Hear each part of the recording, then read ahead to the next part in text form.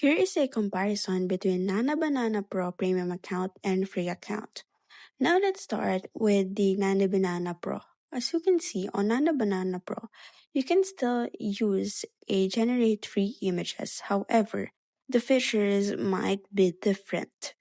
Now for the free options, of course you have to log in and create an account first because you need an account before you can actually go ahead and use the free account. Now, here's a table for concise comparison.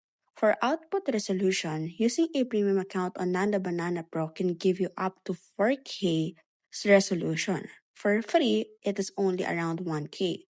For image fidelity, Nano Banana Pro on premium has more realistic textures, while on the free has basic and quick edits. For watermarking, of course, for a premium account, the watermark will be invisible, while on free, the watermark is also based on the image generation that you created.